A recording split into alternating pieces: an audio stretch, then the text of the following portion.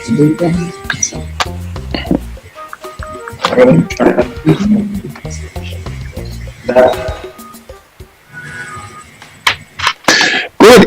It's Thursday evening. It's the last Thursday of 2018.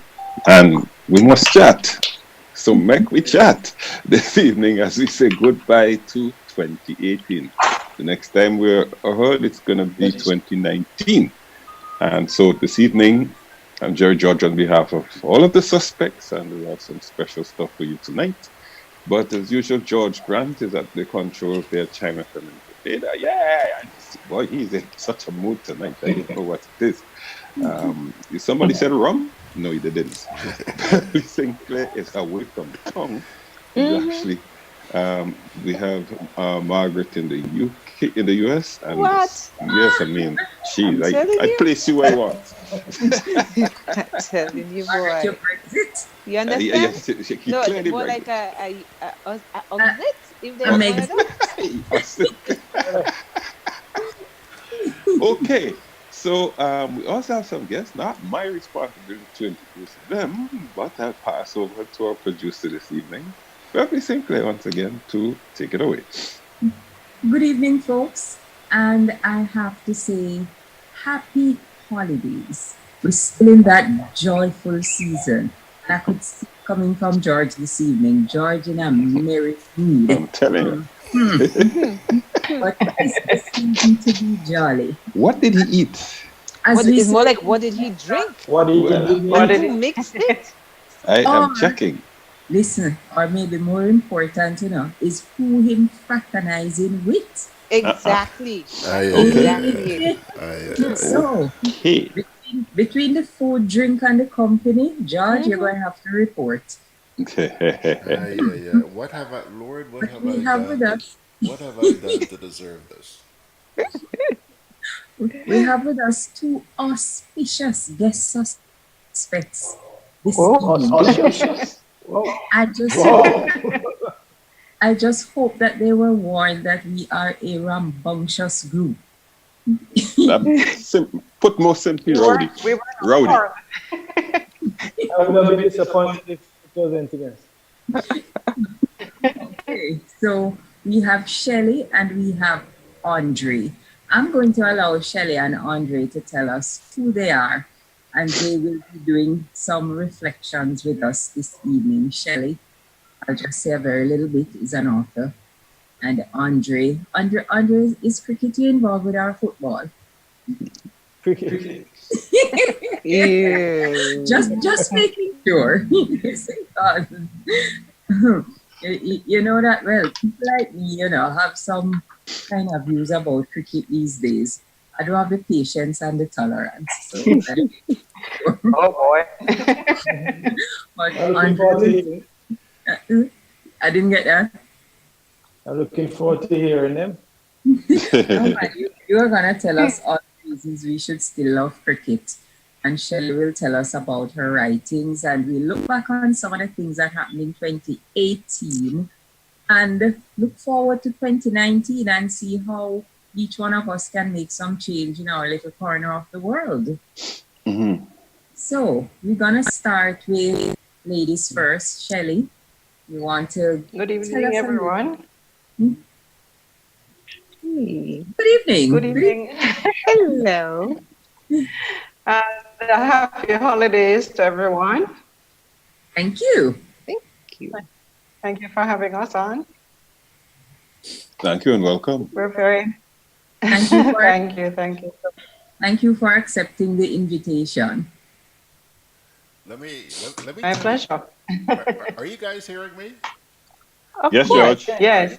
Let me tell Sound you. little hollow. Let me tell you how these guys managed to be in your presence tonight. Andre piqued my curiosity. I only met the man for the first time on Christmas Day. Our good friend Ruggles Ferguson decided to get me out of my apartment for a Christmas brunch. Fabulous brunch. And for those of you who watched Good Day Grenada this morning, you probably saw some video from that brunch. Well, these folks were present. And we got into a conversation about cricket. obviously, because this man is the coach of it's the Windward Islands Warriors, is it, Andre? Volcanoes. Pardon me? Volcanoes. So, sorry, Volcanoes. Volcanoes. Warriors. Where the hell did I get Warriors from? And There's a Warriors team, don't worry. the Volcanoes, I beg Miss- your pardon. Well, I'm going to have to make that change because I think up on Facebook I Waiting have it to as the interrupt. Warriors.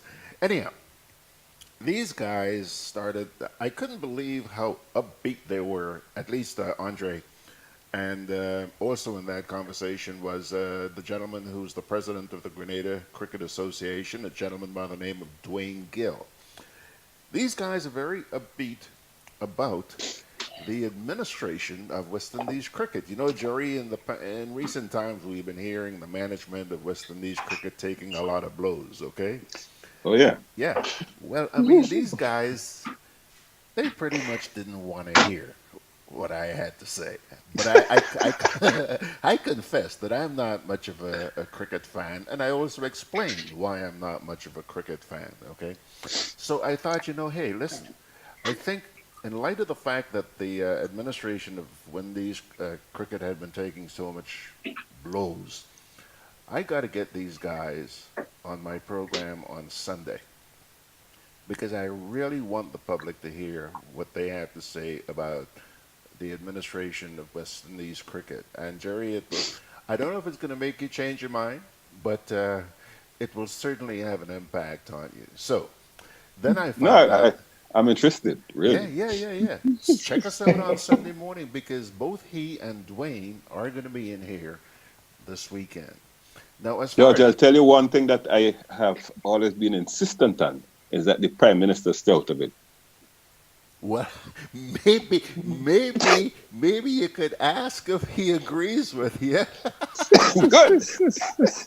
Okay. Fine. We Now, have a point of It's a departure. serious bouncer. Yes, man, we have a point I'm of talking departure. now. Andre, we're having some trouble with your audio, and I guess you're in the same room with Yeah, Shelley, that's- right? I said maybe a bit of feedback. Yeah. So I Yeah. That's what it suggest that is. you turn off your computer, Andre, and Mike. go sit. She's your wife, isn't she?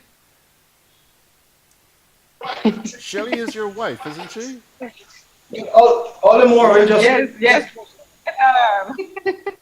Okay, right. So sit next to Shelley, and you guys. Oh boy, no, I'm seeing just Okay. half of his head. There. We're getting better. You can lean your head a little bit more to the right. You're in the like you're in the romantic mood. There. Come on, just lean a little bit more to the right. No, now you got it. Isn't that a beautiful picture? Isn't that a beautiful picture? Okay, Exactly. that's more like it. That's Okay. better. I found out that Shelley is an author. And this lady has the same name, the identical name, well, almost. Shelley Sykes is a friend of mine in England whom I met many, many, many moons ago. I couldn't believe it. I met, two people by the name of Shelley Sykes and found out that she's an author of a publication called Anthology of Jamaican Conversations. Chatboat. Pardon me? Chatboat. An Chatbout. anthology of Jamaican conversations. Run that Can by you me hear me? again. It's Chatboat. Chatbout. An Chatboat. anthology of Jamaican conversations. Chatbout. And there Like we Mek have We Chat. this, there Like we Mek We have Chat. this program Chatbout. called Mek We Chat. So I thought, yeah, there it Chat is. boat. Boy, send in the bill, Jerry.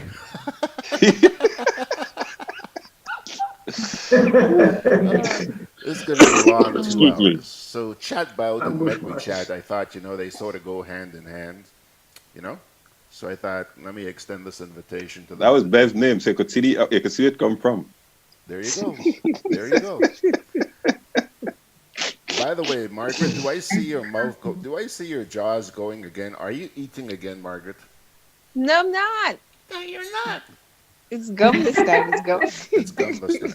Okay, so I have explained how these two folks happen to be with us, and we're delighted to have you here. I'm also looking forward to having you in person on Sunday. Okay? Mm-hmm. Good. We're looking forward to hearing about some things in this book before we get to the more explosive topic of cricket. We want to hear about the Jamaican conversations and what led you to write this book, Shelley? Well, basically, that really is the inspiration, literally, these Jamaican conversations and about, it's really about preserving our oral traditions, and the stories or conversations, as I like to call them, are really just about the mundane things that we experience in on the rock in Jamaica, what we call yard life. And it's really a celebration of all things Jamaican, and some of the customs and traditions. It's not a deeply historical book, but I'd like to think that it is preserving a little bit of our culture and history by encouraging people to also talk about their own stories, their own experiences. So basically, the conversations, as I said, are about the day-to-day aspects of Jamaican life, things that culturally, like our fear of, or our irrational fear of croaking lizards, or geckos, as you may call them, our different superstitions and traditions, and some of the customs, of course, like John Kuna at Christmas. I think you guys have the same here, if I'm correct. No, not John. You have Not John here? No. That's one in us. Oh, not John Kuna. Okay, so that's one of our Christmas traditions, which is to have John Kuna parading through the streets. This is not as frequent now, but these are some of the things that I would like to remind the people of and to help preserve. I'm very, very glad when I heard you say oral traditions, because over the last few years, I've seen the academics try to make patois a written language, and it's not. I've looked at what they call the Bible in patois, and I'm like, who have they written it for? It's, as far as I can understand, I never have any fear of upsetting the academics at all. It makes no sense. When you pick up this patois Bible and you try to read it, it makes absolutely no sense. And I'm wondering, at what point are they going to understand that patois is a spoken language? It's not a written language. There are no phonetics to patois, so how are you going to write? There are two schools of thought. I guess there are two schools of thought, and Dr. Carolyn Cooper would be one of those advocates for patois as a written language in Jamaica, but I would think that the majority of people would probably agree with you. However, I do believe that it is an important part of our cultural heritage. I mean, it is our native language here in Jamaica, and so this book is actually written in patois, and although it may not have the broad appeal of being written in English, I believe that it does strike a chord with the diaspora Jamaicans, and of course those at home who really can relate to this language, which is ours, and it's a part of us, and the experiences are also a part of our whole worldview. I mean, this is what makes us uniquely Jamaican. You see, my view on it is, if we're going to make patois a written language, you have to develop an alphabet for it. We can't just take the English language and try to use the English alphabet and make patois of it. I believe we need, and that is my view. If we want to write it down, we have to first create a patois alphabet, and then we can take it from there. Well, I think that would be very difficult to do because we have so many variations of patois in Kingston. I mean, somebody, not in Kingston, in Jamaica, sorry, but you know, somebody from St. Elizabeth, one of our parishes down, way down, you know, they speak a different patois from what we may speak in Kingston. So it would be difficult to try and standardize patois, in my opinion. But I think it works best phonetically, and that is what I've tried to do with this, so that it's easy to read different. And understand. If it's phonetically, I could get it. I get the point. Precisely. Because, phonetically, right. Yes, absolutely. When we say Mek We Chat, or when we say chat about, people can relate to that. You know, and it's easy to get the phonetics of that. But when you really get down into the different idiosyncrasies of the patois in the various different parts of the country, then you start to get into problem when you try to write it down, because some people are just not going to get it. Like I say, it just doesn't make sense. It makes sense to who's writing it. It's not making a lot of sense to the wide cross-section of people who are reading it, and have those who know patois have certain expectations, and those who don't know patois, they don't have a language, an alphabet base to relate to try and make sense of the words. So if you do not have a translation for it, how do people outside of those who understand patois and maybe can figure out, say, well, what are you talking about here? Can figure out what you're talking about based on what they have read. Those outside of the language will well, just like do it. Well, just like any language, I mean, if it was written in Spanish, people who only speak English wouldn't be able to understand it if it's written in Spanish. I mean, they'll be able to pick out some words that they know. But, I mean, it's not written, but it's not written for the broad audience. It's written specifically for those people who are Jamaican or have a love of Jamaica and are interested in learning patois.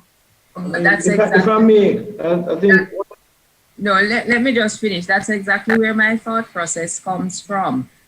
If you pick up a book in a foreign language, which to many people, patois would be a foreign language, there is some kind of base. There is an alphabet that goes with it. You have the Chinese alphabet, you have the Japanese alphabet. You do have an alphabet base to go to. But if someone picks up our book in our patois language, they have nothing, no base. And I believe that is where that needs to be put in place if we're really serious about documenting patois. While the target audience may be those of us in Jamaica who understand patois and can relate to it. But we're a global village now. So that's where I come from. Well, that's why it's written phonetically, so that people can easily understand it. I mean, I think, as you said, in terms of creating an alphabetized format, standard for patois, I think that would be difficult to do. But I think the way that this book is currently written, that it is just like Miss Lou, it's written phonetically so that people can understand the words and garner the meaning from the sound of the word, rather than trying to figure out what the word is actually spelled as in terms of a particular spelling. Let me because tell you might have three different spellings for one word in patois, like dog. Some people may say D-A-G. Some people may say D-A-W-G. Some people may just put D-A-G. So, I try to make it as phonetically sound as possible. When I went to St. Lucia to work, I worked at Digicel, and we had just launched. And my job was obviously, I was the marketing manager, and realized that there were whole swaths of the country that we won't get into. And people kept saying to me, You can't unless you could speak patois. Even the prime minister, when they anybody in government who campaigns in those areas have to speak patois. And then I realized it was more of a spoken. So I was like, where could I find something to help me? Jerry, what's wrong with you? You have to listen. All right. And so that is why I understand the concept of phonetically. You could put it down phonetically, because at the end of the day, they will tell you things in a phonetic way. But I realized then and there, boy, in the Caribbean, we have all of these things and we don't really pay sufficient attention. Do you realize at the end of the day, it was an Englishman who came to offer patois classes? And I found that a little bit too much for me, right? But he was the only person who decided to put some structure behind it. And he was the one who we had to use. So again, I'm glad to see you doing that in the Caribbean, because sometimes we take a lot of these things in the Caribbean for granted, and we don't package them. Might not be the best word, but we don't systemize them so that we could get them, keep them going. And so there's a lot of St. Lucians today who cannot speak patois because it was never properly passed on. So congrats. I mean, I'm sure phonetically we could figure it out. I'm listening to you guys. Thank you. Well, I mean, some people will naturally find it difficult, but like any other language, if you really want to learn it, it's possible. I think it's interesting. I think both points are interesting. I think if someone is willing to take the time to put together an alphabet, that would be fantastic. But what has been interesting for me more so is listening to people trying to read it. So it's been a big discussion point, and people, they get stuck on a verse or on a word and they don't understand what it is because they've never heard it before. And then when they started to go through, somebody have they stop, and then somebody explained to them, oh, that means so and so. Because as I say, that global village now, and a lot of Jamaicans moved away or just never, as you said, that was never passed on to them. So even just to hear it, they don't even understand. So they're Jamaicans and they say, it's made patois. And they say, hey, they struggle and you wonder what's going on. So, I mean, even me personally, I try to read some of them and I feel kind of catch myself and come back and whatever. So, but I find it interesting that it has stirred up a lot of discussion, and it has resonated with a lot of people where they almost relive their childhood, as I do sometimes when I go through the book. And I say, oh yes, I remember when I used to leave Kingston and go to country and do this and climb a tree and do this and stone that and whatever. So, I mean, it's interesting. Yes, and it is exactly. Go ahead. Sorry. Yeah, I'm saying it's exactly why works like what Shelley has done is important, because we don't have grandmothers in the country anymore. The grandmothers in Kingston now. So nobody's going to the country anymore to get a feel of what old-time Jamaica was like. So how do you keep these traditions alive? It's going to be through the stories and through whatever is documented. That's the only way to do it. But Shirley, let me ask you, because I've noticed that, for example, on Amazon and Amazon Prime, there's a huge demand for audio material now. Have you ever thought about going in that direction? Yes, I've had several requests for an audio book for this particular book, as a matter of fact. But what I find is I'm kind of torn between doing a video where you can actually see people's facial expressions, because I mean it's really a performance of the work, and it carries, because it's written in a humorous way. Facial expression and body language is very important in the delivery, I find, and really helps to translate the message of the story. I don't think you should let them but be yes, mutually exclusive. I don't think you should let them be mutually exclusive because one is much easier to do than the other. And if you think Right. in terms of doing the video, you'll always be delaying yourselves. But it probably it's easier to get somebody to read swaths of it audio wise and put it together audio and then get to the video. I don't Yeah, think and then Mhm. the Right. other thing with audio too is that it's easy to listen while one is on the go, Right. as Yeah. opposed to having to look at something. And I think you could still manage to Right. put the inflections in there Yes. in the audio as well. Absolutely. Right. I just before I came on here, I was looking at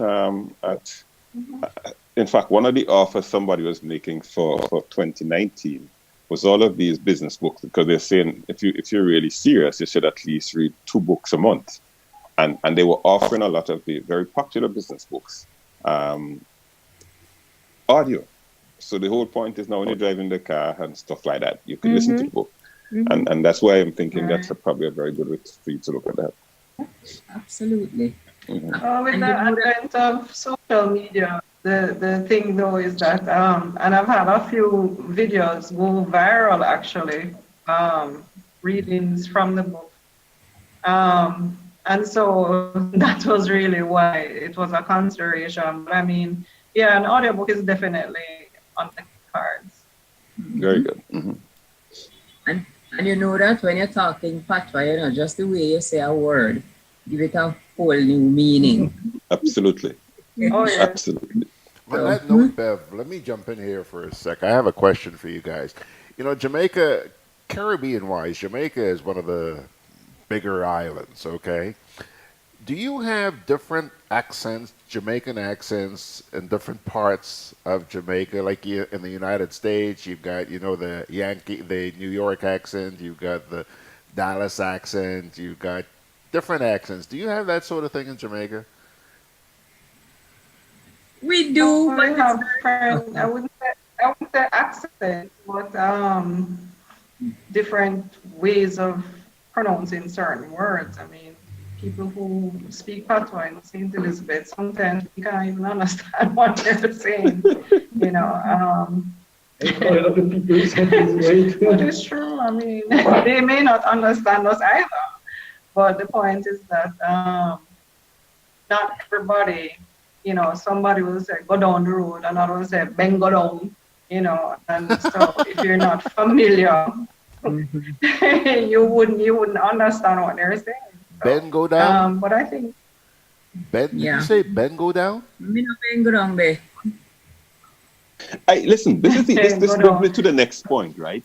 That there is a regional, if not global, attraction to the Jamaican patois. Why?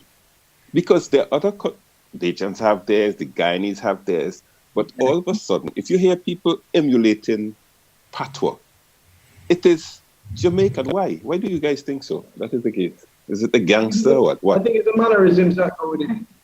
It's probably the mannerisms that go with it. I mean, we talk about the colorful. I mean, we say something, but you say it in a way that you have all the facial features that go with it and the inflection, and it is never just something said straight. and a lot of it is also Well, I mean, I born think out of popular culture. So like dancehall, Right, there's a lot of right. dancehall slang goes along with it. And so, DJ Khaled came to Jamaica and, all his videos are talking about Yardman thing, and loving it because there it is, the international DJs in Jamaica, he's using, our slang or patois. He's saying everything that he's talking about is Yardman things. Yeah, love it. I mean, think it's a very popular culture. Margaret? No, I'm Go ahead. thinking that compared to the rest of the Caribbean, I think Jamaicans have done a far better job of marketing themselves and their products abroad. And certainly the music has done a whole lot to help establish, Jamaican culture and Jamaican patois abroad. More so than I think. Margaret, it's marketing, yes, but I also think it's a sense of pride with which they hold on to that. I think that is more, because in a lot of these islands, you still have this dichotomy between bad language, and properly English. Right? When I was in Jamaica, I remember this. This thing just jump out to me. If whoever was lecturing us wanted to make a point, and they really want to make the point, they said it in patois, and then translated it, right? And there was this seamless move between the patois and the proper English. We today in these parts, some of our children, or a lot of the young people, told, "Oh, that is bad language," right? And so we have killed off that, whereas Jamaicans have embraced it. They understand that the patois has a powerful communicative element that cannot be found in a regular English language. Well, I think that's one. I think in general, as a people, Jamaicans tend to be very proud of who they are and make no apologies for who they are. Absolutely, and which is a good thing. If you look, and that is true for wherever they go. I have had friends who migrated like in the 60s and stuff. And relatives as well. And they would tell you that there was one group of people who basically took no nonsense and who would defend everybody else. And that was basically Jamaicans. So, you know, you build on that, and you built a reputation that we're not taking any nonsense. We're proud to be who we are, and our culture, this is it. We're also proud of that. They make no apologies for that. And as you said, you know, to the embracing of who they are. And that includes the language, the food, music, the total way of life. But where it becomes a laughter matter for me, that is, right, is that when people speak Jamaican here, because there's an affinity between Vincentian dialect and Jamaican. We could understand the Jamaican like flash, and people think often that we are Jamaicans. Again, I don't know. Maybe it's the breadfruit that transpired between us. Leave that story right there. You know, it's like say breadfruit, what happens, right? The same ship, the Mutiny and the Bounty. Anyway, people will accept. You're right. We're not going into the breadfruit story. No mutiny tonight. Not tonight. But people will accept. Even the academics, you know, will give a blight to somebody saying something in Jamaican dialect. But if you use a Vincentian dialect, they'll want to spank you down. And I could never understand. I just could never understand it. It just makes no sense because to me, who would want to spank you down, Jerry? Somebody just me. Like, you the mean academics like in St. Vincent, or yes. You mean the academics in in St. St. Vincent? Vincent? In St. Vincent, yes. The teachers sit. I have a friend who's a teacher. Hold on, Bev, one sec. A friend who's a teacher, and we had that discussion recently because her daughter, every time her daughter comes home and speaks in patois, I said, stop it. I said, let the child be. I say, one thing you could understand, if you keep the correct grammatical form in the house, the child will speak it. But when the child gets out there, she has to communicate with her friends. She can't go out there and be always speaking proper English. We'll laugh at her, right? I had that problem to deal with my daughter, right? So when they come back, let her be. It's part of her culturalization and socialization. But the strict teachers tell them no. You understand? But Jerry, I think we need to look. I mean, didn't just wake up today and be doing that. Yeah, I think we got to look. A lot of our things comes from our history. It's break time, folks. Let's take our break and come back. Yeah, okay. More on this topic.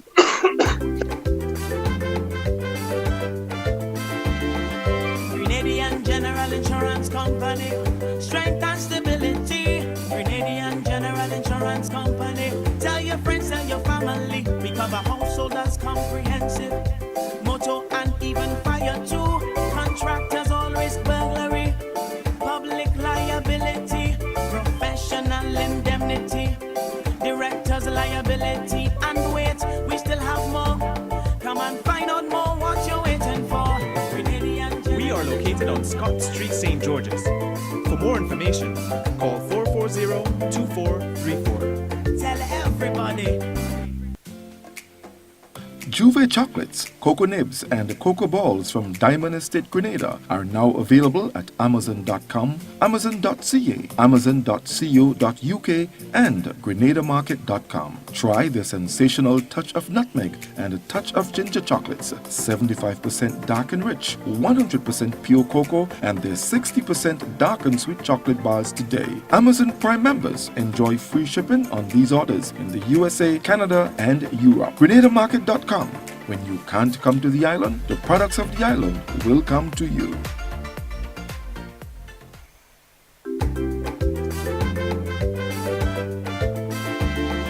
Grenadian General Insurance Company, strength and stability. Grenadian General Insurance Company, tell your friends, tell your family. We cover householders comprehensive, motor and even fire too. Contractors all risk burglary, public liability, professional indemnity, directors liability, and wait, we still have more. Come and find out more what you're waiting for. We are located on Scott Street, St. George's. For more information, call 440-2434. Tell everybody. Why wish upon a star? Our bank is better by far. Whatever you're wishing for this Christmas, we'll give you no interest and no fuss. Co-op Bank is making Christmas wishes come true. Fix up your home, treat your loved ones, and get everything on your Christmas list this year with our no-fuss loans. As we count down the 12 days to Christmas, you can win awesome prizes every day. Special terms and conditions apply. Christmas wishes come true with Co-op Bank and you. Welcome back to this edition of Mek We Chat. And tonight we are looking at the whole question of, well, we started off looking at the whole question of a book produced called Chatbout. Yep, Chatbout. Right. And so we've gone into this whole business of dialect, and we were just at the point of how we were comparing how the Jamaicans embrace theirs, and sometimes we tend to, in our parts, have a certain sense of reluctance. In fact, it's interesting that Grenada is a country where the French patois is spoken, but the parents somehow didn't want their youngsters to know about it. And so it never got transferred to the young generation in Grenada. That, I think that's the best example I could give of what is of still this confusion about what is dialect, what is patois, and how we should embrace it or not embrace it. So that's why this work by you, Shelley, is so great. Yep. And this embracing of patois in Jamaica didn't just happen, you know. They had pioneers who fought for it. You can't talk about patois without talking about Miss Lou. Miss Lou.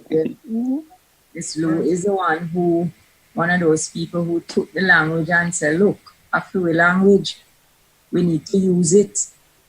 We need to embrace it, make sounds with it, sing it, talk it, use it anywhere you go.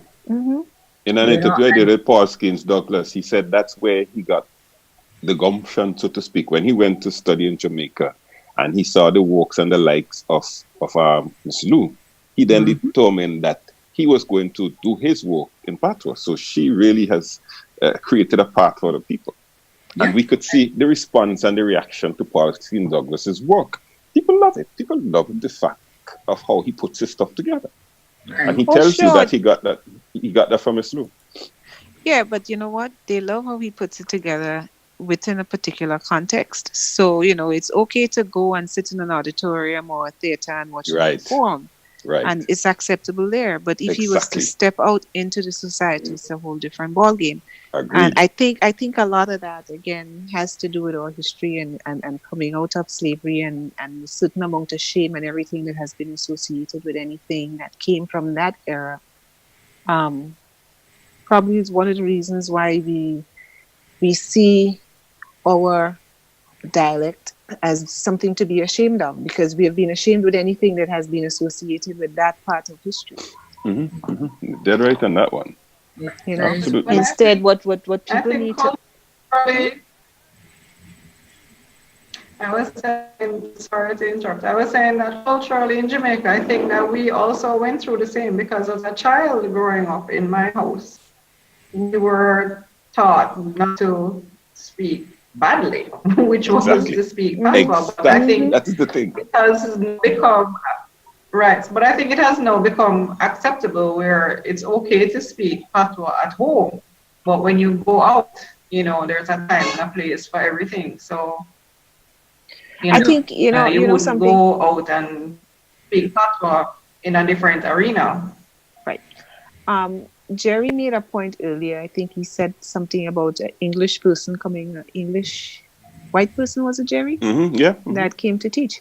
Now, the irony of that is if an English or any other white person came and said, you know, hey, your dialect is a great thing. It's fantastic. You should use it. It's the best thing since sliced Absolutely. bread. Believe you me, every single Yes, sir. intellectual Yep. in our neck of the woods would jump Yep. on board. Absolutely. Absolutely. But I believe Jamaica patois is more widely used in the society now. You will hear, even in Parliament sometimes, even if it's when they're getting at each other, they launch into patois. And long sessions at the Parliament will go on in patois.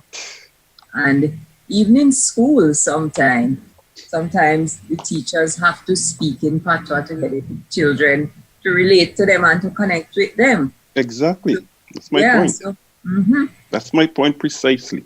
yeah, so our use of the language has come a long way. Well, personally, I don't particularly try to speak English except I'm in the company of people who don't understand what I'm saying. If I'm doing a broadcast, I'll seek to do it in English. But if I'm in the company of my peers or if I'm in Jamaica doing business, I don't particularly lean towards speaking English as I speak in my local language. I love it. I love to talk. I love to chat. You know? When you shake the head and roll the eyes and say the words, people get what you're saying one time. Exactly. No ambiguity. Exactly. Listen, in St. Lucia talking that, right? If two people are going to cuss each other, they never cuss in English. No, but you can't. They say when you cuss in patois, you get well cuss. But you can't. You just can't. The words have a completely different meaning. You don't make sure your message is said. You clear, man. Make sure it's said Of properly. course. It's Like, Clear, yeah. it is very difficult to curse in English because English itself is an amalgamation of all kind of little piece of languages that come together to form English in any case. So I mean, if you really want to curse somebody, you have to curse them in whatever the dialect is. I mean, you can't really curse, curse when you say curse somebody, it really doesn't sound right. You have to say cuss the person. Cuss. Now we understand that. Give them a good cussing. And How can I give somebody a good cursing? Really? And in Jamaica, You can't even say, I cuss the person. You have to say, well, I'm going to cuss them. Exactly. Cuss them off. Cuss them. Yeah. But it doesn't even have to be cussing. I mean, just even in describing something, you know, you really want to get it across. I mean, in patois, for us, I mean, for emphasis, we say things twice. So, you know, if it is pretty, or you know, it's big. So, you know, it's for emphasis as well. So, really, in English, you can't really get the full context of what it is you want to, you know, communicate, like how you can do it in patois, or as they say in Jamaican talk. That's our personality. It's who we are naturally. You know. So when we resort to English, then we have to just be something that we have learned rather than who we are. And Exactly. The other thing is that, you know, there is something with us that there's soul. You know, you bring soul to the language. You know, so you can't really bring soul to English. It doesn't have a soul. It's too formal. It's cold. Yes. Cold, Beverly, cold. You There's no warmth to it at all. ever realize, I don't know if it's ever happened to you, but when you're trying to speak English, you almost have to think about what you say. Yes. Mm-hmm. You have to. Versus when you're ready for chat dialect and patois and whatever, it just roll off your tongue. Yeah. It just roll out. You know? Oh, yes. But congratulations, Shelley. Shelley, is chat about your first book? Yes, it is. My first book. It's doing very well. I think mainly because people find the topic so relatable. It's really just about who we are and celebrating those things that make us unique. And I think, we share a lot of it with our Caribbean neighbors, but I think some of it, of course, would be particular to us.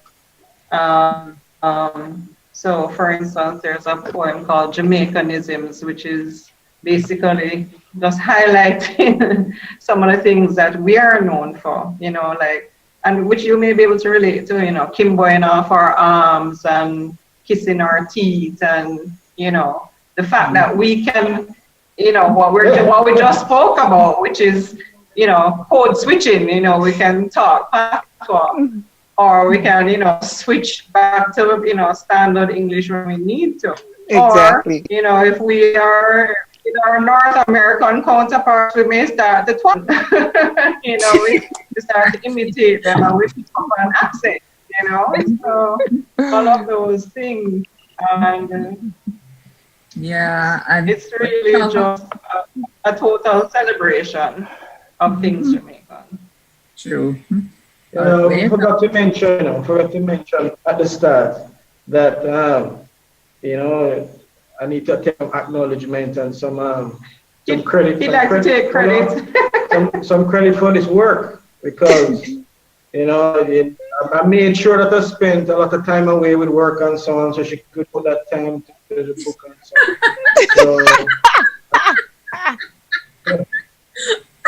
so I could focus on my craft.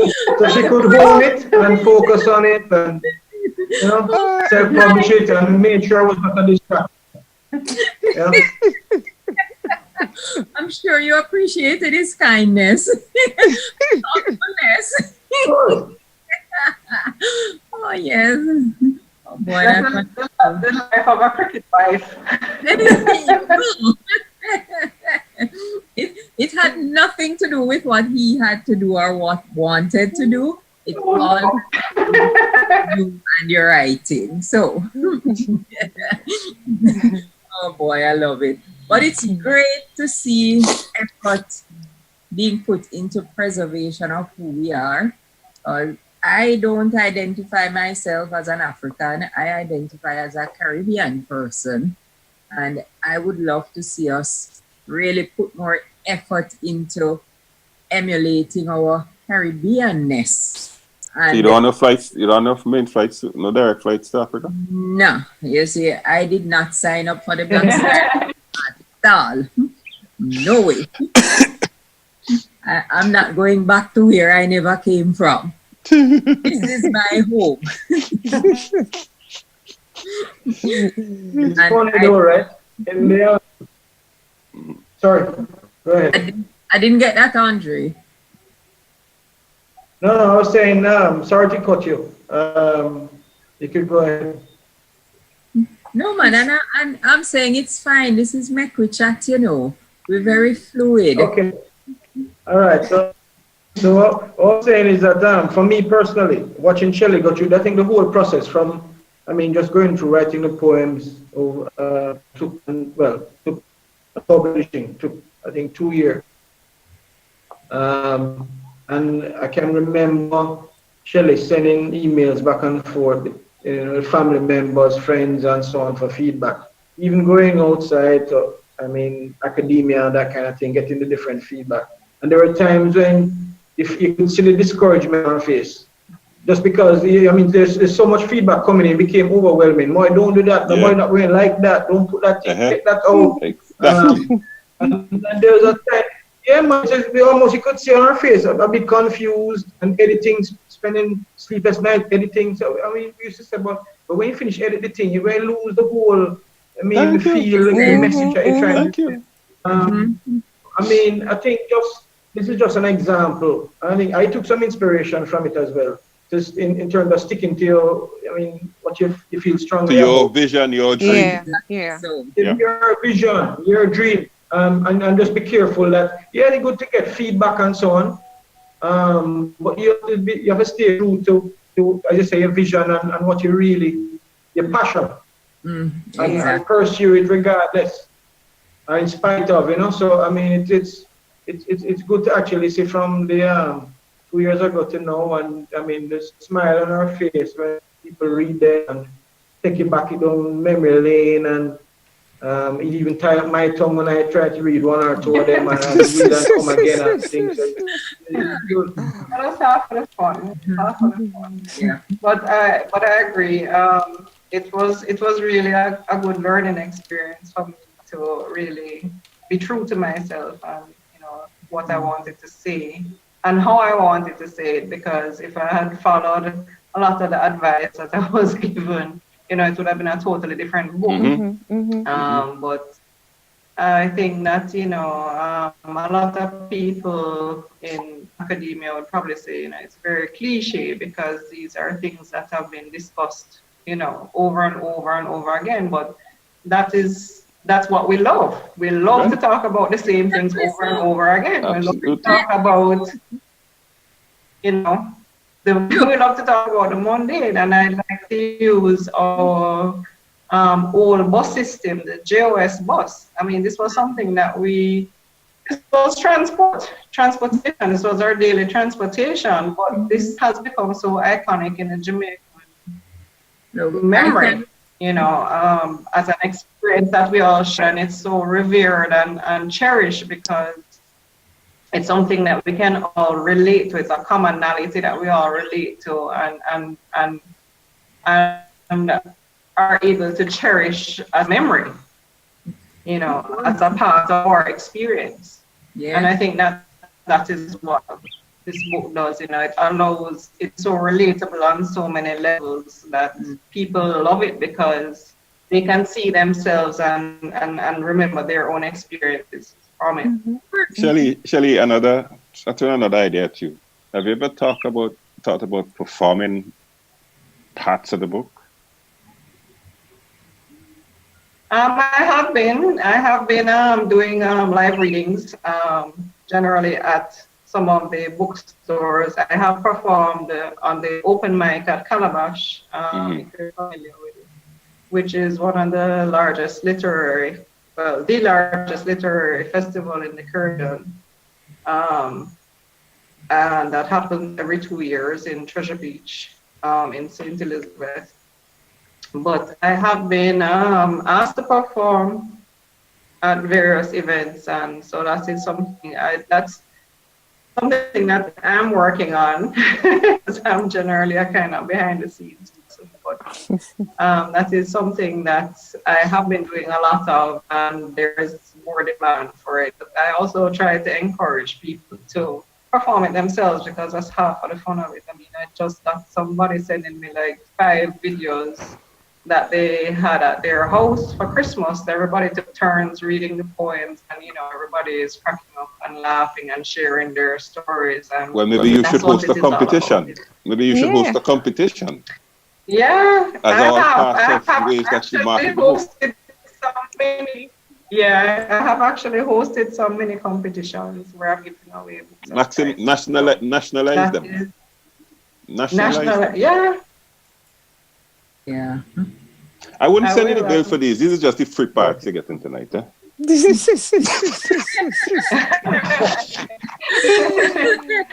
On the house. Everything under consideration. Yes, but personally, I love this kind of thing. I love culture. I love the arts. I love for us to stay connected to our roots. and never ever lose sight of who we are and what we are about as a people. That is so important to our future. Yeah, for sure. Yeah, all right. Well, we just have a few minutes left, to 9 o'clock when we take our next break. So we probably want to stick with Patwa up to 9 o'clock, and then when we get back, we talk about cricket, another Caribbean tradition. Uh-huh. I hope these are making governments collapse does not become part of our tradition too. Government's collapse. Collapsing government. Yes, I want that to become part of the tradition. We need some more charandas in the region. That's a hot topic now. Yes, it sure is. So, yeah. But when you talk about repeating stories, I can remember in my childhood days when I have a sister that we're just a year and a half apart, and we grew up very, very close. And my mother would always say to us, I can understand both of you. You live in the same house. You go to the same school. You go to the same church. Why you can't find to chat about so?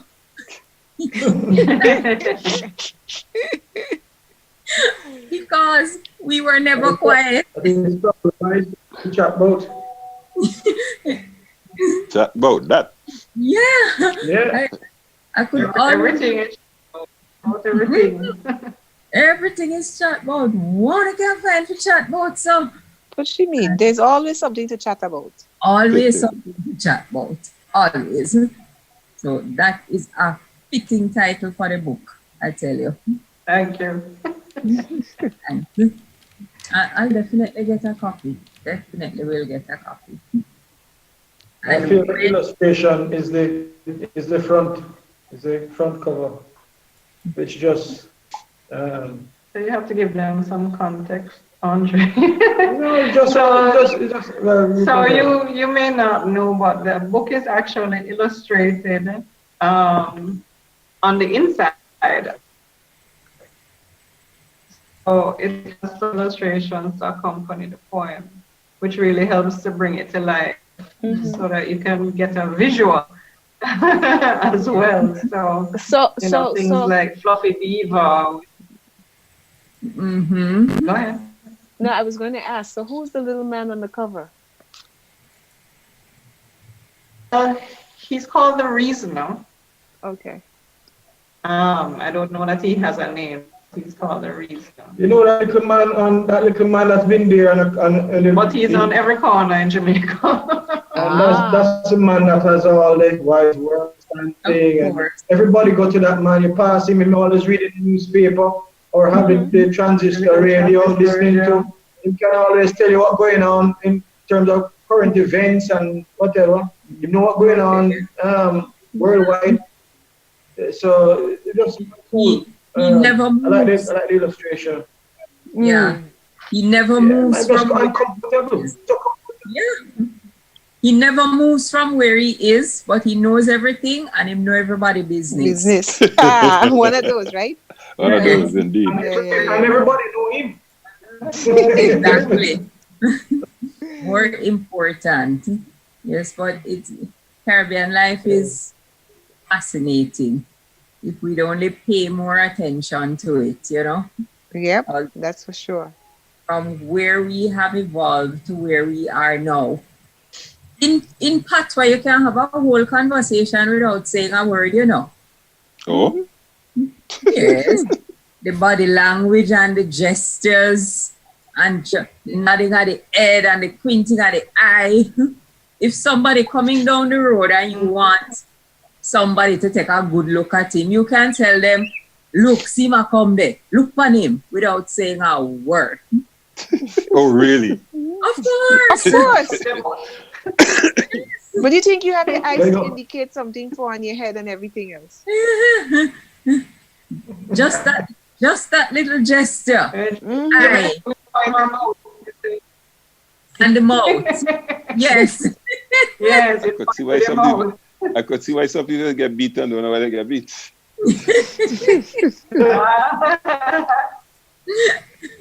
You know? And all of that is part of our colorful history that we really should not. So tell me something. So something happened like that, right? And somebody get beat and you go to court. How do you give witness to that? They don't have no case. No. I may have no case. They would have to have it on tape. You have to go court and give evidence Because you that the cannot. man was provoked. No, How you know that? Well, that's my point. yeah. Right, but let us take our break and then when we come back, we will look at cricket. Lovely cricket. Yeah, bring out the boxing gloves.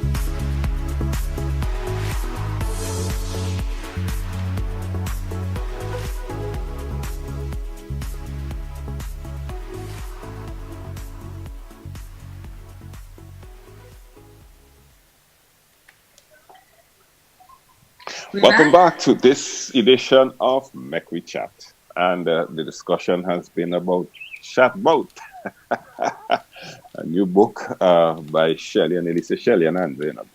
I mean, I still to that. Mr. Shelley book. Yes. Because Andrew's the person always Hi, coming up. What you said? Andrew's now coming to take his. No, you now walk to the wicket with your bat, so you better be prepared to defend your wickets. Okay? You have some fair stuff coming down for you. And we want to start off with that cricket story, very much online. I'm not talking about online, you're talking about bowling online. Line and length. Length, exactly. So talk to us, Andrew. What is it you want to know? You fire away. They tell me that you are a cricket administrator. You in fire recent away. times. Hold on. Let me set them up. No, I set them up. Don't worry, I set them up. Bigger these ones in short and coming back in the time, right? You are a cricket administrator. I get the sense that you are very defensive of the current administration of cricket. Maybe I'm wrong, but my first question to you is, what is there to defend? Or are you of the assumption that the players get picked and the players let down the side? Which are you on? Well, yeah. I told all you, man. I swing it Who's both that? ways. George, come to life, man. George, wake up. Me, I stay quiet because me, I'm one of these people that don't like cricket. No, what happened is that as George said, we met at dinner or lunch, and we were just having a couple of drinks, and the cricket came up. We introduced ourselves and so on. So I was introduced to him as Andre Coley, the head coach of the Volcanoes, who knows Volcanoes, and he's from Jamaica. So that was the introduction to George. And then George said, "Hey, I have some questions for you, man." So yeah. So just in the background of the Winners Volcanoes, I mean, in the last 4 or 5 years, cricket in the Caribbean has changed a bit. So it's moved slightly from just the territorial cricket that you probably would have been used to 10 to 20 years ago, where they talk about shell shield cricket and so on. Now it's heading towards a franchise system. What happens now is for the island teams or the territorial teams like the Jamaica, Windward Islands and so on, what you can actually have is you can actually have people who are not from the Windward Islands on the team. You can actually, so in our case now, Windward Islands, we have 2 players who are from Barbados. And what happens is that the players are then signed to a contract, a 12-month contract, 15 players, and then a support staff, and then they play about 6 months in the year, but they're contracted for 12 months. And the reason behind that is that West Indies cricket was trying to improve the level of cricket or the standard of the game. So you spend 6 months training, improving your fitness, and then the other months is actually playing the game cricket. So in terms of the defense of the game, my perspective is from that of a coach. And George asked me 3 things. George said, "Andre, name 3 things. You prioritize them in terms of what I believe could improve West Indies cricket." And I said, firstly, facilities across the region must be improved. The coaching, in other words, upskill coaching.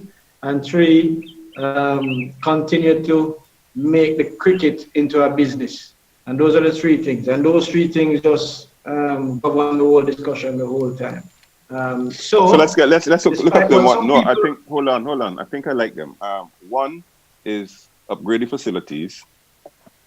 2, make cricket more of a business. And I miss 1. Continue to upskill the coaches. Continue to upskill the coaches. Okay. All of those things, by and large, are literally administrative functions.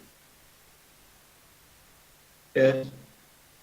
So you're saying that really and yes, truly, they are. right? So you're admitting that the fatal flaw in cricket right now is in the area of administration. That's what you're just saying. No. Well, administration is such a broad thing. You have 3 slips, about 5 slips and 2 gully and short leg and everybody behind the back. So I can't really play on thing. It's just defense. So I'm good to go. I have on my helmet and everything and pad up properly. So I see what you're coming at there. Jerry. But I'm using the 3 things you. I'm using the 3 things you gave to George, that's my point of departure. Jerry. You set the field. Yeah, man. So good. So we're going on facilities. Yeah. Let's start. Is that really cricketing? Is that it really a cricketing shortcoming, or is it the governments of the region and everybody else have let down the side on that one? When it come to politics and the game, I tend to stay away from that. No, not necessarily. No, hold on. Not necessarily politics. I'm talking about providing, because in a lot of cases, our youngsters across the islands, the various islands, right? When you see what they grew up on playing cricket, right? It is amazing what they eventually turn out to be, because nobody seems to put sufficient emphasis into preparing proper, even the most simplest of fields are not properly kept. Yeah, so they actually develop in spite of instead of because of what you do. So in terms of the facility, it's not only the upgrading but making them accessible. So what we find across the region now is that, especially since the World Cup, I don't know if you remember when West Indies hosted the World Cup, I think in 2007. They built up all of these stadia. But across the region, a lot of the players, even the best players in the region across the territories, can't access those. So they're supposed to be good facilities, but they can't use them because they're all locked up. And then you have a lot of fields in communities and so on that really need just a little bit of upgrading and making them accessible. But you don't really need a coach in all instances. You just need the fields where they actually can go. Just like how you can have a field that you can go and kick ball and whatever. Just have something that you can actually, even just some concrete pitches and so on. I remember in Jamaica, for instance, there was a place called Race Course. Right? Old time heroes circle, where some of the greats in Jamaican cricket actually developed their skills. Because it was this open lot where all the kids from around the area used to just come. They just play and play for hours and develop the skills. Nowadays, you're not really getting the kids doing that for hours. So they're on a video game or whatever else, I think. So, and if the field is not easily accessible, they're not going to go to their way to do it. So he mentioned something that I have a question on. He mentioned something about you not really getting the kids, interested. Why do you think there's that disinterest, and how can you address that? I have a couple of views. Like anything else, there's a lot of competition around, and if you don't market your sport, you're going to lose it to other attractive because sports. these same kids take a basketball, and they find any hoop anywhere and jump hoop. The same kids. Because the same guys on TV playing all the time. All the time. Exactly. I mean, think about when you back in the day, you used to revere certain players. They were your icons. They were your heroes. Now you don't really see West Indian players as icon players. You don't see them enough performing. So you really have no heroes. And when you check some of our West Indian young players, their heroes are people from other cricketing countries. Yeah. And they can tell you more about other players from the other parts of the world versus the best West Indian players who are currently playing. So I mean, I think as an administration, if you do more to actually sell that part of it and use them more as role models and have them easier accessible to kids, it'd be easier to attract that, I believe. No, you're right, because I mean, I remember growing up, and when you went on the cricket field, you wanted to bowl like Ambrose or bowl like Roberts or something. That is who you sat on. And what was interesting in those days, when we grew up, we heard these players on radio. We didn't have as much television. We came up in our minds. Our minds is where we saw these players perform.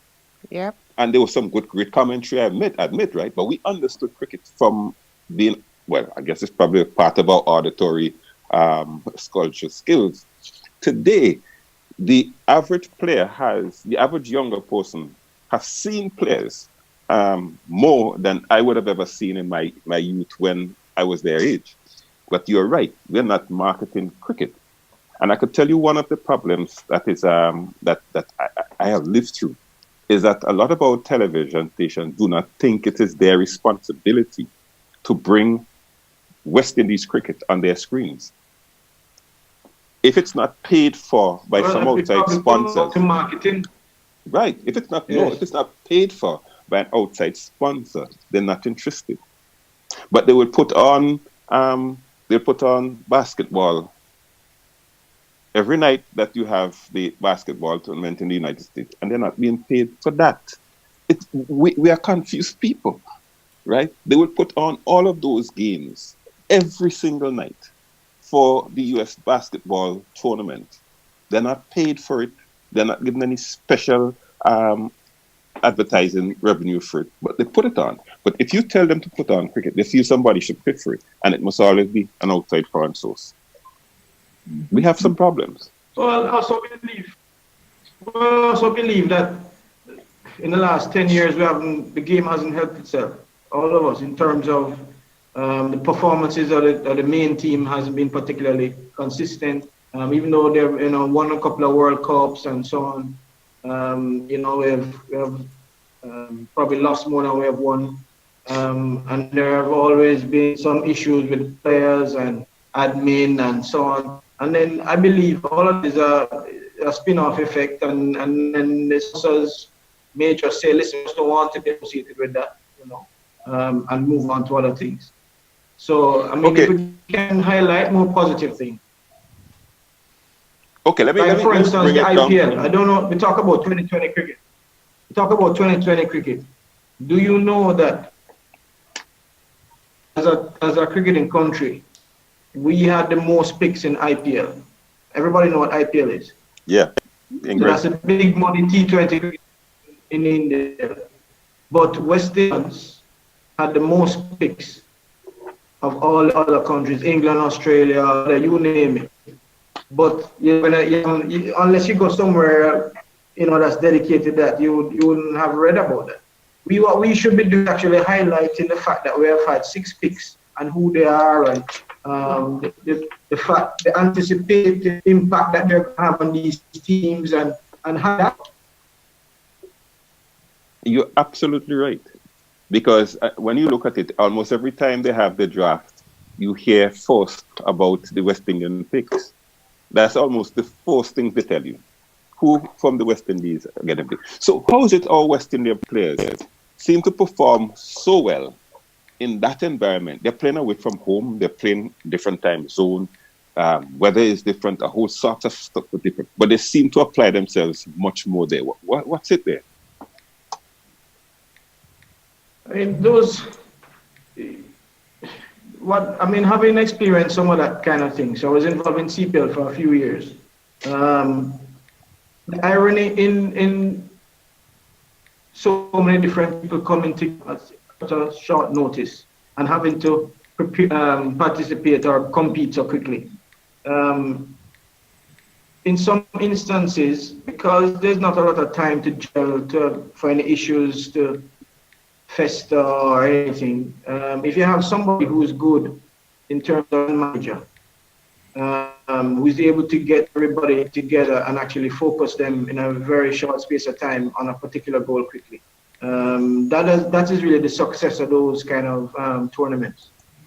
And I think at this level, the highest level, and the more I've done it, this is my second year in, for instance, Volcanoes job. The most challenging thing is not the actual technical part of it or the tactical part of it. Is the management of the different personalities, players, and the stakeholders, in terms of trying to get everyone going in the same direction. And it's not that everybody doesn't want to. People just operate at a different pace. People have different expectations and so on. And that is the challenge, I believe, at the top. If we get someone who's very good at that, just assume that the players are technically okay and tactically they understand the game. If we get somebody who's good at just understanding quickly how each person is and how they perform and how they learn and so on, then we'll have, I believe, better results. And if we get good support from them as well, that also helps. But to me, management of the players is the most significant challenge in cricket right now. But that's an HR issue, or it goes beyond simply an HR issue. But I think it's an HR issue across, it cuts across everything. Because in any managing people is also HR. Yeah, I agree. Because That's why I asked the question. if you have a head coach and he has a support staff, he has to manage his staff, he has to manage players. And the other thing too is managing upwards. A lot of people talk about managing the people that report to you and things. I mean, just having gotten involved more in studying a bit more about management and so on, there are other challenges of managing upwards. You have the CEOs, the presidents, the whatever, because the expectation at the level above might be different to what the coach expects. A coach, for instance, is yes, wants results, wants to win, but he also very keen on improving each player. Admin above may not necessarily be interested too much in the improvement of the player, but results. Big man, if you can't give us a win, we'll find somebody else. So, I mean, and the challenge then now is managing all of that and managing upwards and managing the people who report to you, and it's an interesting balance. Interestingly, you say that because I remember in the 80s, 90s in British soccer, if a manager didn't perform 2-3 games, he was out, right? Manchester United just changed their manager recently after a while because Britain realized that kind of thing did not work. And so they have given managers longer runs, but also much more flexibility in terms of how they manage the team. And certainly they give you a period, and if you don't perform, then you're out. Now, in the Caribbean, our management style tends to be very, and I say often to people that cricket is just symptomatic of the whole region's problem. Sometimes we blame the cricketers and we blame cricket more than we blame the management that we have that is exactly the same of businesses and other things in the region, right? So our managers in the region tend to be very dictatorial, very autocratic. When you're working with a team, yes, I see a smile there, right? When you're working with a team, you're trying to mesh personalities. I'm interested to hear the women on this when you finish because, you know, go on. Jerry. You're setting me up, you know. Jerry. Oh, go on. George saying something? Yeah, let me jump in here for a minute. First of all, Andre, I think you've batted very well. You've held your ground. You've held your ground very well. The bruises show. The bruises show, yeah. Jerry, this is how I managed to invite the guy to join us tonight. In the past, we've talked a lot about the reason why West Indies cricket is on a downward slide. People have talked about the discipline of the team, but a lot of people have also pointed to management or administration, right? And I was very surprised to hear him and, Dwayne Gill. These guys were actually standing up and saying that the management of West Indies cricket, believe it or not, has improved in recent times, okay? And I thought, hey, this is so contrary to what I've been hearing everywhere else. Let me see if I can get this guy to come and explain to the people, you know, how the management or administration of Windies cricket has been enhanced. So, you know, I know you're pressing, Jerry, and I really No, but I think you just so let him tell us that what you just said. I mean, I think I could see what he says, but go ahead, you express it yourself. How has the management improved? That's me. Yeah, that's you. Mm-hmm. I think first thing is understanding or appreciating that sport is now a global business. One of the things that we have to appreciate is that, I mean, you know, even by it was about recreation and having fun. Even West Indies cricket, it means something completely different now to the youngsters playing than it meant to the guys playing 25 years ago. You talk about what it meant, I mean, showing Cologne and Mass that, hey, I can see beat your game. today, some remnants of that still, but it's more about a business, more about a livelihood, which is more evident now from the fact that players tend to gravitate towards the 2020 thing that plays maybe 10 times more than traditional cricket plays, test cricket or class cricket or so on. So I think one of the things is first, admin has appreciated the fact that it's a global business and is gradually trying to move in that direction. One of the things is trying to professionalize the sport by paying people, matching performances with salaries and that kind of thing, which is new in the Caribbean to players. So players are still grappling with that. We talk about the five setup, for instance. When it is new, 4 or 5 years now, we're cricket players. It may not be new in other sports, football and so on is well on the way. You sign a contract and you're expected to perform a role, and if you perform it, you may get a bonus, whatever, if you may get sacked or whatever. It is just now catching on. And players are grappling with, for instance, signing a contract and appreciating that once you sign a contract, you have obligations. Because they still see it as a recreational sport and so on. And I think the education, admin and management is improving. Education area is improving. They are slowly learning that because they realize now that when they step out of the West Indies and go elsewhere and play these franchises, they appreciate the professional setups that are there and so on. And understand now that you sign a contract and much is expected. But with that, when they come back with that professional mindset now, and it tests all administration. So the questions are asked. I mean, when I play overseas, this is what happens. When I come back home, something else happens. So this is where now our admin I believe, is trying to play catch up. It has improved, I believe, over the years in terms of moving in that direction.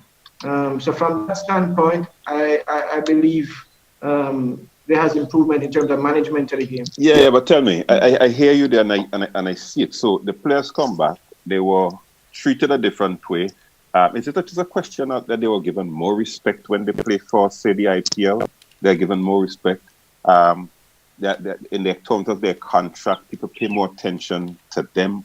What is it that they find lacking when they come back that they have to ask these questions? I mean, I believe it is meant. It's an individual thing, different for each player.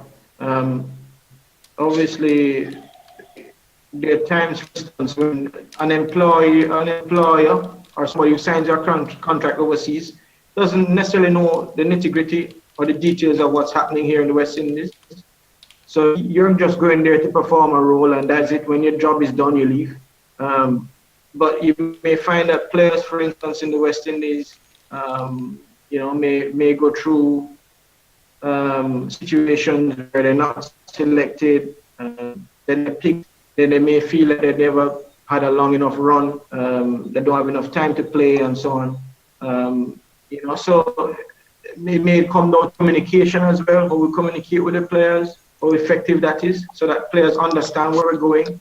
And then because of where we're going, that impacts on who gets selected and when they get selected. So those things are improving, but those are challenges. But for each player, what I'm saying, I'm not sure if I'm answering a question, but me personally, having a chat with some of those guys who go away and come back, and it's different on an individual level. Some actually get more comfort, more, what should I say, more frills. So that in itself, they go to a way to make you comfortable and so on. Just because sometimes they know you have a very short time there and you don't have a lot of time to set in. So go, above and beyond to actually get you settled very quickly. So those are things that But isn't it true? Because from what has happened over the years, and let me just put this in here, right? That when I worked for Digicel, I actually toured with the team. I was the PR person, and I toured with the team for the first 3 years or so. So I was very close up to a lot of some of the grouches and stuff. And a lot of times it came down to that fact where players felt that they were not treated with sufficient respect. I remember I was in Ghana for the World Cup, and the Australians were staying in the same hotel that I was staying at. Okay, when you saw the camaraderie with the Australians, the team was practically all together. They ate together, they played cards together, they played dominoes together, they played the fool together, because there was a whole area that they just occupied. When I looked for the West Indies team, if I saw 3 players of the West Indies team in the hotel at any one time together, all right, I saw plenty. And instantly I could understand when you put people against these guys, these Australians, on the field of play, they know each other from a completely different perspective than just players. You understand what I'm saying? They know each other because they play together, play the fool together. But we don't seem to see, why don't we seem to get that same kind of camaraderie going in West Indies cricket? I think it's I mean, the geographical setup of the West Indies is a challenge in itself. But you may throw back at me that, but Andre, we ruled the world for 15 years and the geography is the same. But what I would share now, in my defense, is that once you throw in shared vision, it no matter where you come from, all of us buy into that. It no matter where you come from, we're playing for the same thing. Everything we go out is geared towards that. Everything we do is geared toward that. I mean, I have some very close friends who, would have played in our heyday when we were dominant. And they used to tell me the same story, and the same things that you saw. Maybe that West Indies team at the time, you saw 3 guys or 4 guys and things. It was the same thing back then. But the difference is that once those guys crossed that rope, the shared vision kicked in. And the thing about it is that they were, based on the feedback from those at the time, they held each other accountable. Shared vision. One man may have a drink off the field and whatever and thing, but if you want to cross that rope, once you mess up, everybody understand that when somebody pull you up, it's because of the shared vision. And it wasn't taken personally and that kind of thing. So, I mean, and don't get me wrong, there's something in playing together as a team for a while, obviously. And that team was dominant because core of that team stayed together for a very long time. If you look at the West Indies team in the last 10 years, the core has not really been together for more than 5, 6 years. Does it have a core? So there has been. Does it have a core? Well, no, I'm serious. I'm asking the question rhetorically, but I'm serious. A small one. No, it's an interesting question. It may not be a very large score, but it's very small. But I mean, obviously, to actually have or make an impact long term, you really need a larger core together for a period of time, and we haven't really been able to do that. So that's sorry. No, just going to ask. Technically speaking, no. Why it is we could have produced a Brian Lara, a Viv Richards, a Shanda Paul even, right? But today, and they didn't have the facilities. Like, for example, when I was at college, I played some evening cricket. And when you're associated with the club, you could go in there and you could set the ball machine. And if you were having that problem with that ball swinging away outside the house, you could set the machine and go and walk yourself through. These guys never had much of that, all right? But they were world beaters. Today, the current team has more exposure to technical facilities than the past cricketers. Is it a mind problem? A couple of things I would say. These are my opinions. In the sense where they never had a lot of these things, but when you talk to the guys back then, how they operated, they trained a lot more hours. You talk about Shiv and so on, for instance. I know, for instance, Shiv would be on a bowling machine and he would be there for hours doing his thing, hours. Talk about some of the bowlers back then. They'd be by themselves, just go and bowling and bowl for an hour straight. After bowling, they'd go and run this and that. So the approach, I mean, I'm not saying that some of the players now don't actually work hard in terms of preparing themselves and training and so on. But you can also, I think the work rate of the players now is still very high. It can improve, especially around fitness and so on. But you bring the advent now of technology. And this is one area now that I believe that we can also improve it. You think back in the day, your technology or your video camera were your eyes and your brain.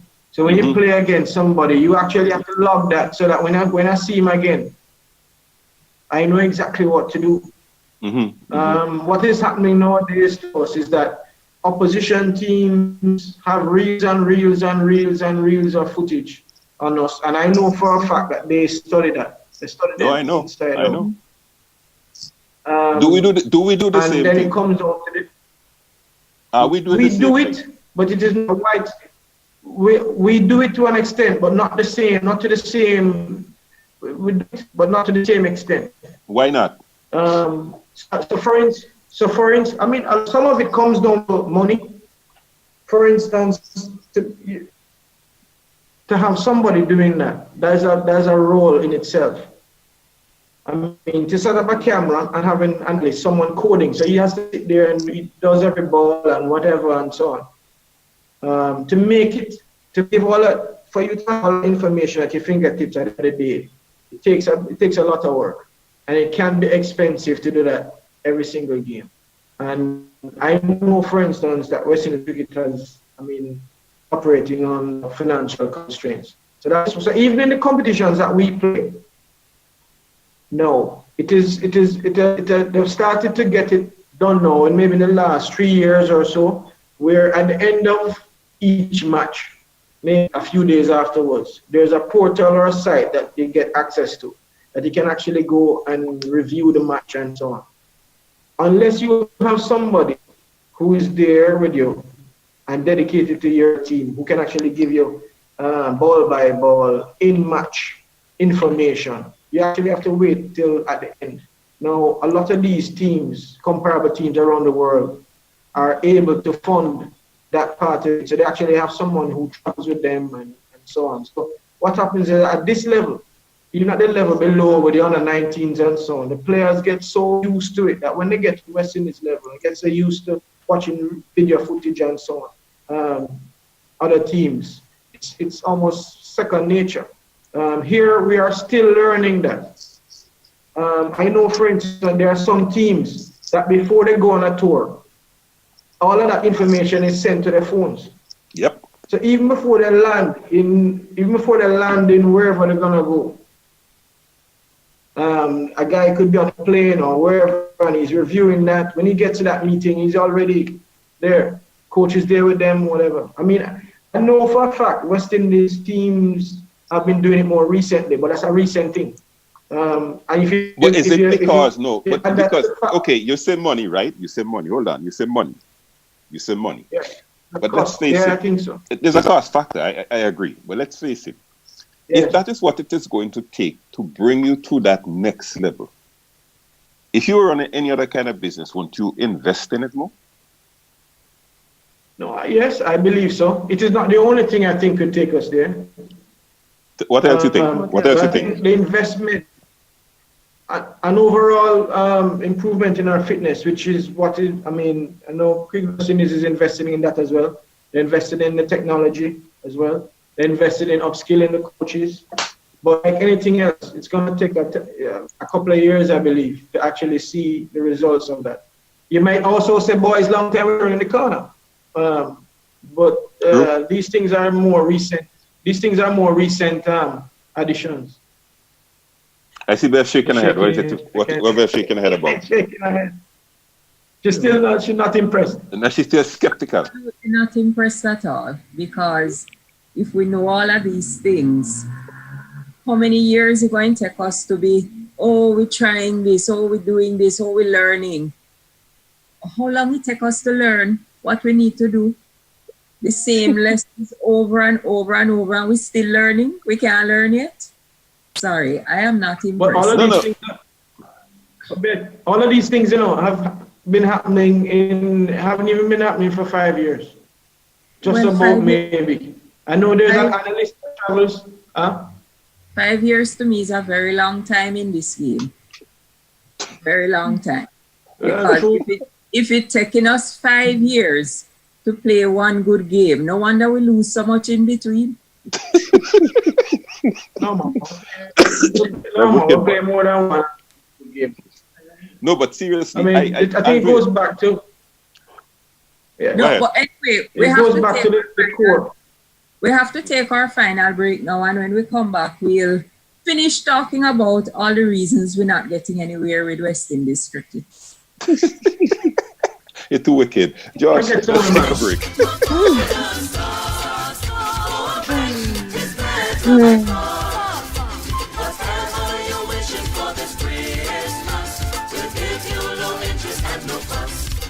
Co-op Bank is making Christmas wishes come true. Fix up your home, treat your loved ones, and get everything on your Christmas list this year with our no-fuss loans. As we count down the 12 days to Christmas, you can win awesome prizes every day. Special terms and conditions apply.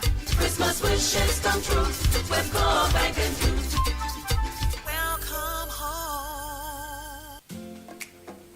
Juve chocolates, cocoa nibs, and cocoa balls from Diamond Estate Grenada are now available at Amazon.com, Amazon.ca, Amazon.co.uk, and GrenadaMarket.com. Try their sensational touch of nutmeg and a touch of ginger chocolates, 75% dark and rich, 100% pure cocoa, and their 60% dark and sweet chocolate bars today. Amazon Prime members enjoy free shipping on these orders in the USA, Canada, and Europe. GrenadaMarket.com.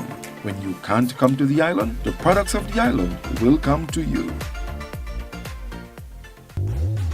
With free island-wide delivery, Hubbard's Building Supplies and Lumber Departments continue to provide the best quality lumber, steel, tiles, plumbing materials, electrical and general hardware supplies at competitive prices. We continually consult with builders, homeowners and contractors to improve product range and services. Enjoy discounts where applicable, including the use of credit and debit cards. At Hubbard's Building Supplies, Grandans and Lumber Department, Caranage, we offer quality service, affordable prices, giving you the convenient, reliable, free island-wide delivery. Call 440-2087 for all your home improvement and building solutions.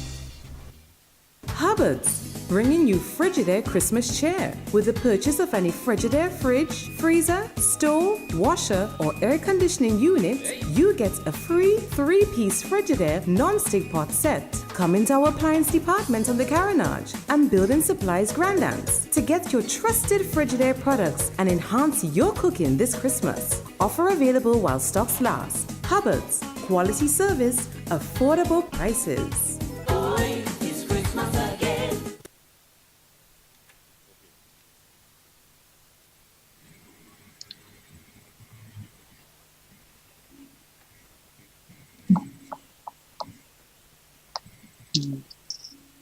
Welcome back. Welcome back for our final moments, remaining moments on this edition of Mek We Chat. We have Andre, who is, Andre, keep forgetting. Coley, C-O-L-E-Y. C-O-L-E-Y. Andrew Coley, who is the coach for the West Indies, for the Windward's Volcanoes. And we're chatting generally cricket. Earlier we had Shelley's wife, and she was telling us about her book Chat BOUT. So we're chatting about cricket now. And when we were off, Mike, the question of contracts seemed to have been a vexed issue for the last, well, it became a very vexed issue about 5 years ago. Are we any way close to sorting that out?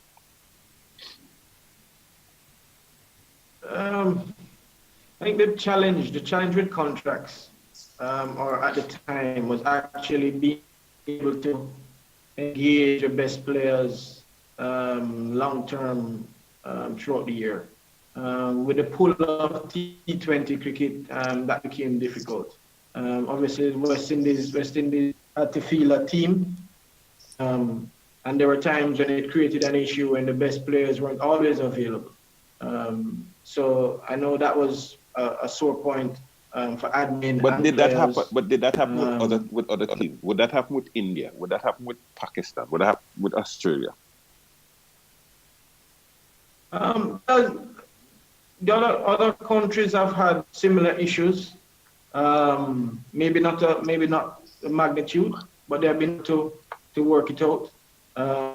Maybe come to some kind, I don't know if the word compromise or some kind of win-win or understanding in terms of being able to allow some of their best players to actually play these money tournaments. Yeah, but not many times, not at the expense of the national team. True, but in those instances, the difference has been that these countries have been able to pay more. So in other words, even if they couldn't match the money big thing, they've been able to say, okay, you go for a portion of that international tournament and you pay a portion here, but then you actually get paid more or something that's very close to. So the player didn't necessarily feel that he was giving up a great deal.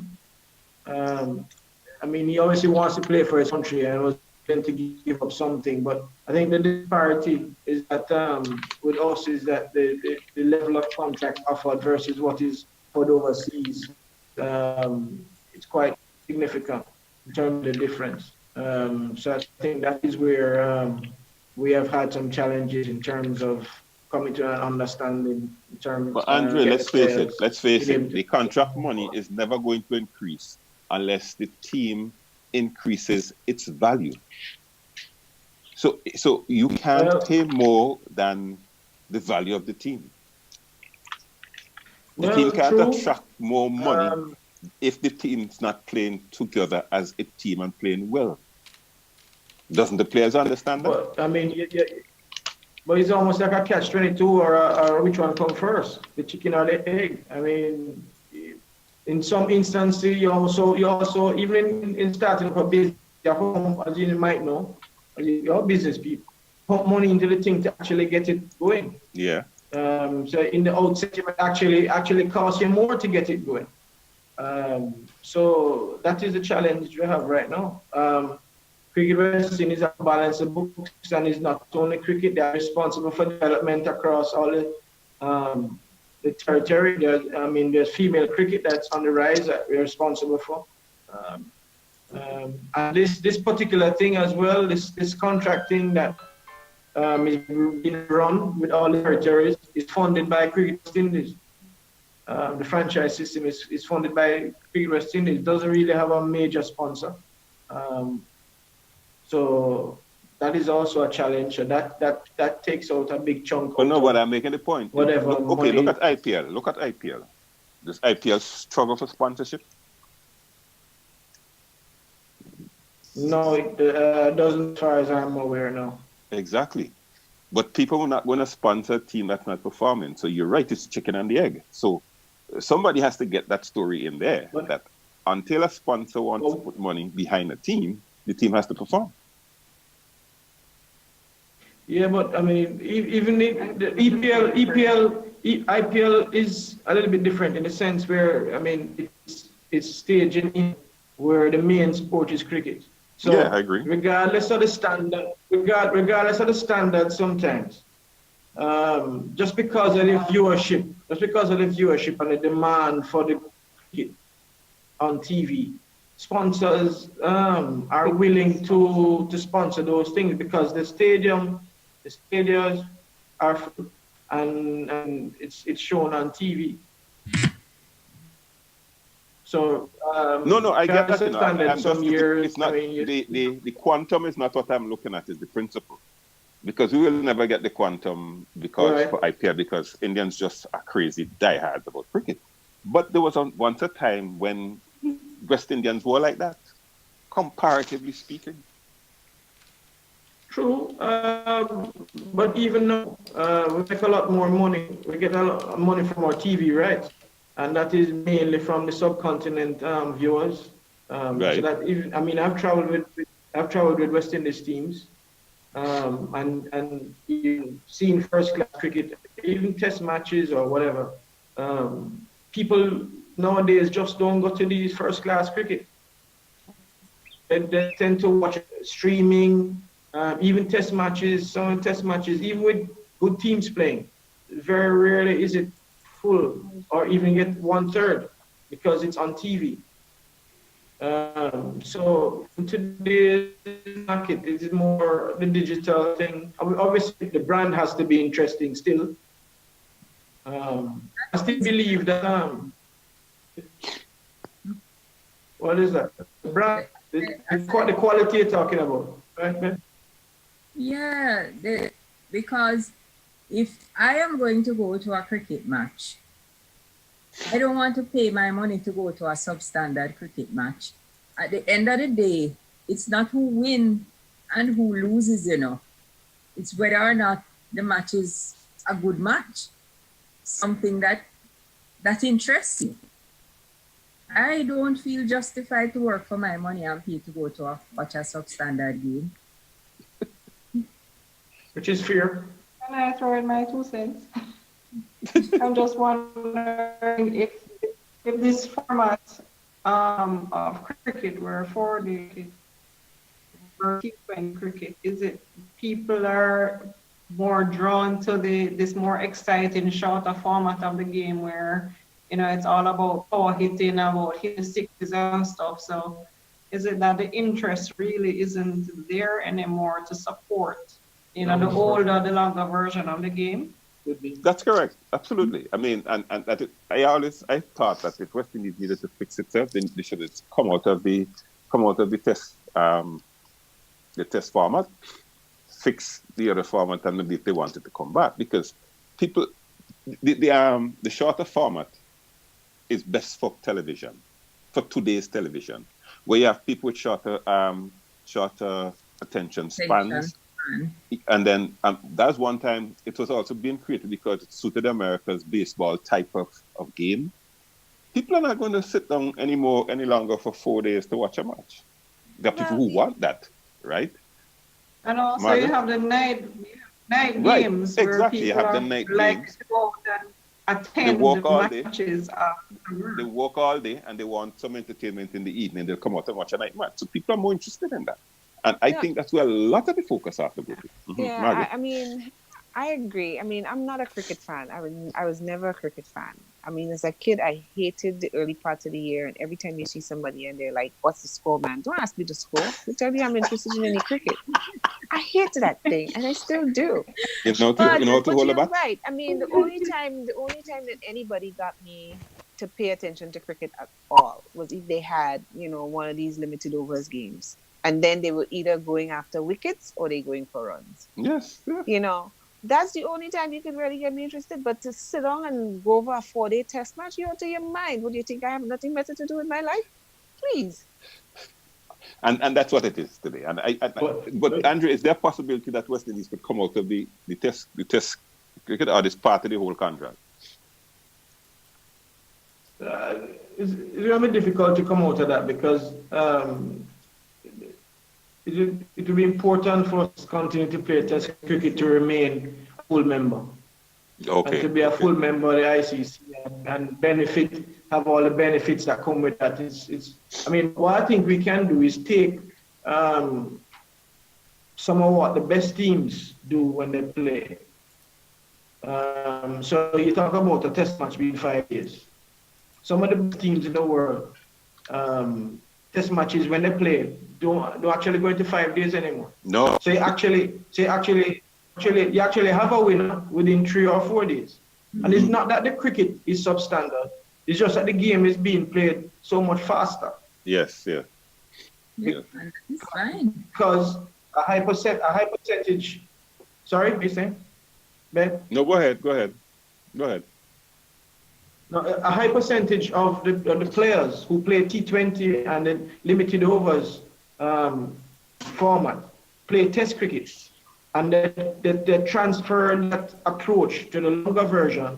So you really find much that is drawn nowadays because it goes 5 days. It is done in 3 or 4 days, and that in itself is own appeal because it is still interesting. Somebody have Yeah. No, I asked that because No. it looks like we're being entertaining ourselves. Yeah, but I asked that because we have to find some very practical ways to plug some of the holes, because I think that what we're doing, it's actually demoralizing the youngsters. And again, it's because going back to that same business of understanding where their weakness is. So you said on the plane and they could watch. By the time they land, they don't work out who this batsman is. When that batsman comes to the crease, there's a strategy to take him out. And he's taken out and he wonders what on earth happened. He's taken out because there was a strategy to take him out. And he feels demoralized. He feels that he has failed. It's not necessarily that he has failed. It's just the system is against him. You understand? And maybe if we employ some of the same tactics, we could do the same thing to the opposition. Because let's face it, that is what happened with our fast bowlers like Malcolm Marshall and so forth. I mean, when one remembers that stinging over against in Barbados, the man who was like a wall, what his name is again, the opening batsman for England. For who? For India. No, England. One of the he was the commentator. Oh shoot, the name gone. Anyway, but when one Greg. Yeah, Greg. Yes. I mean, when one thinks of that kind of cricket, they had bowlers who were targeted at specific batsmen the same way. I'm not sure if we do that anymore, if we could even do that. But we have certainly set up. We do. I think we do have younger players at the moment are more into that now. But obviously, they're still learning on the job. And what I found is not so much as skills when you just start playing at international level. It's about getting used to that arena or that environment, that atmosphere. It can be overwhelming if you're not mindset. Especially playing mindset. If you're playing India, for instance, when it's 80,000 people. I was fortunate enough to be in India when Sachin played his last Test match. 200 Test match, and you could actually feel the ground, the stands vibrating. So if you're somebody, for instance, making your debut in a situation like that, it can be overwhelming. Oh, absolutely. If you're learning on the job consistently like that, it can be overwhelming where that is concerned. But I do believe that we are in a good place. We just have to keep working at it, keep chipping away. Listen to me. You see like how you say shortening the 5-day test to 3 days. Beverley wanted to shorten them 5-day thing and bring the thing down to 2 years before we see some results. That's what Beverley asking about. So when I listen to about a young making his debut against someone of the caliber of a Tendulkar, and I asked the question, are these youngsters even afforded the opportunity to go into the stadium, to experience it, even if they're not playing? Mm-hmm. Do they walk into a stadium like that for the first time when they're going on the field? Most times. That's something, I know we come to close, but that's something I remember about Lara. That's a very good point. Mm-hmm. A very good point. Mm-hmm. I remember Lara toured with the West Indies team for a long time. People used to make noise. Why shouldn't Lara be played? But Lara was in plenty matches before he actually walked onto that field. So, and that is important. Very important. You can't do that with 1-year contracts. Mm-mm. You have to put them to work right away. Exactly. Mm-hmm. But we need to wrap this. Yeah, so I listen to Andre and I admire the optimism, but I think we've been spinning top in mud too long with West Indies cricket to pat ourselves on the back and say we're in a good place. We really need to get up out of the mud and find a standpipe and go wash it out. I thought of the fire. I agree. We should be tapping ourselves on the back. But I think, as I say, we just need to, more effort. Keep going. Keep doing what we're doing. Thank you very much, folks. We have the rule on there from George that we need to wrap this. Folks, this is our last program for 2018. Thank you very much for being part of this ride, and we look forward to you being with us next year, 2019, and particularly to you, Andrea and Shelley. I mean, the opportunity to be here tonight was stellar. So thanks again for joining us. I'm Jerry George. Happy New Year! Happy New Year! Happy New Year! Yeah.